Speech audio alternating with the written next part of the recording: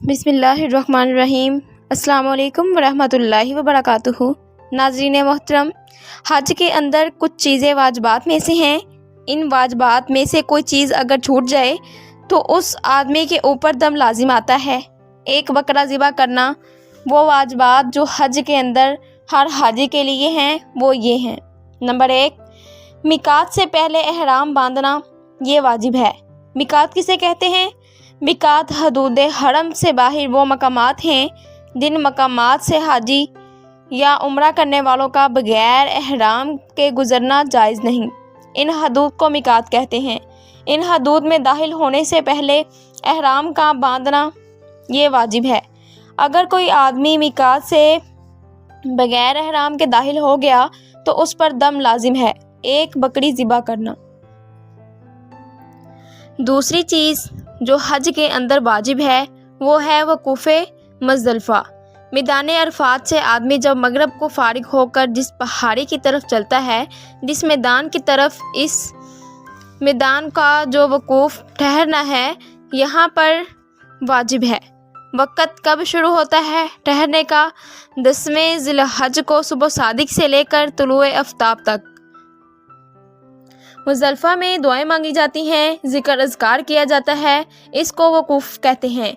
ये वाजिब है। बगैर किसी उज़र के अगर किसी से ये वक़ूफ़ रह जाए उस वक़्त उस आदमी के ऊपर दम लाजिम आता है। तीसरी चीज़ जो वाजिब है वो है तवाफ़ ज़ियारत का क़याम, कुर्बानी में करना। तवाफ़ ज़ियारत खुद तो फ़र्ज़ है, जो हाजी आहर में तवाफ़ ज़ियारत करता है ये इसके ऊपर फ़र्ज़ है करना, लेकिन इस का जो वक़्त है वो वाजिब वक़्त है। अय्याम कुर्बानी यानी 10 तारीख़, 11 तारीख़ और 12वीं तारीख़ की गुरूब आफ्ताब से पहले पहले तक इस तवाफ़ को करना वाजिब है वक़्त के एतबार से, और तवाफ़ अपनी ज़ात के एतबार से फ़र्ज़ है, लेकिन इन औक़ात में करना वाजिब है।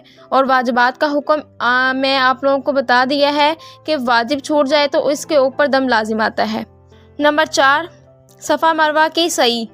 बैतुल्लाह शरीफ के 7 चक्कर लगा के जब आदमी फ़ारिग हो जाए उम्रे में या हज में, जब ये 7 चक्करों से फ़ारिग हो जाए तो सफ़ा मरवा की सई वाजिब है। सफ़ा मरवा वो पहाड़ी पर जाकर वहाँ चक्कर लगाना, ये वाजिब है। नंबर 5, सई की इब्तिदा यानी सफ़ा मरवा के वो चक्कर हैं, इसकी इब्तिदा सफ़ा से होगी और एहतताम मरवा पर होगा। ये सफ़ा है, सफ़ा से शुरू करेंगे, मरवा पर पहुँच जाएं, फिर मरवा से सफ़ा पर इसी तरह 2 चक्कर, इसी तरह 7 चक्कर पूरे करने होंगे। लेकिन अगर किसी ने मरवा से शुरू किया और सफ़ा पर ख़त्म तो चक्कर तो इसके पूरे हो गए लेकिन वाजिब छूट गया, तो लिहाजा इस पर दम आएगा। इसलिए सही की इब्तिदा जो है वो सफ़ा से करनी होगी। नंबर 6, इस सही की मिक़दार जो है वो 7 चक्कर हैं। 7 चक्करों का लगाना ये वाजिब है सफ़ा मरवा के अंदर।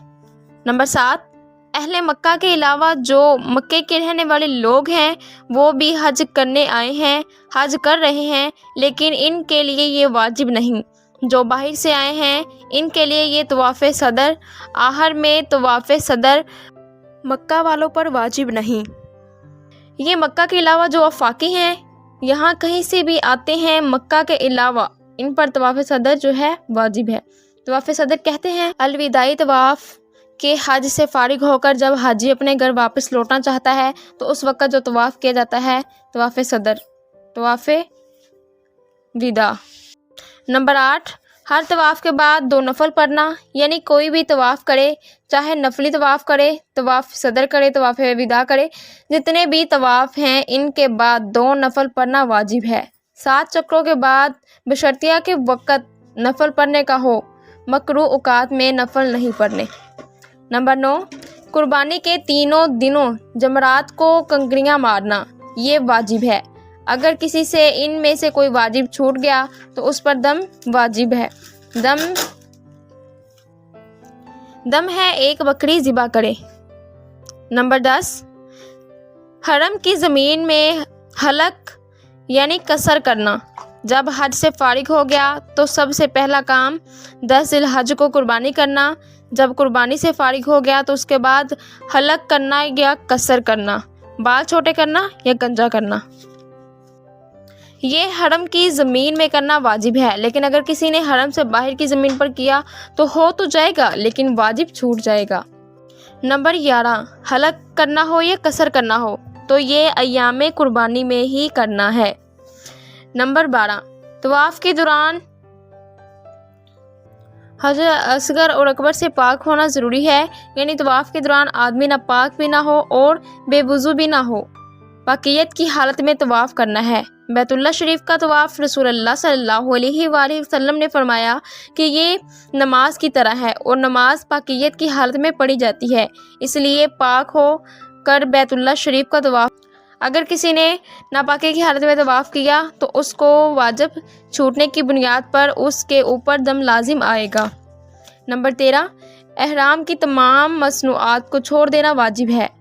احرام باندھنے سے پہلے جو چیزیں اس پر جائز تھیں، احرام باندھنے کے بعد وہ چیزیں اس کے لیے منع ہو گئی ہیں۔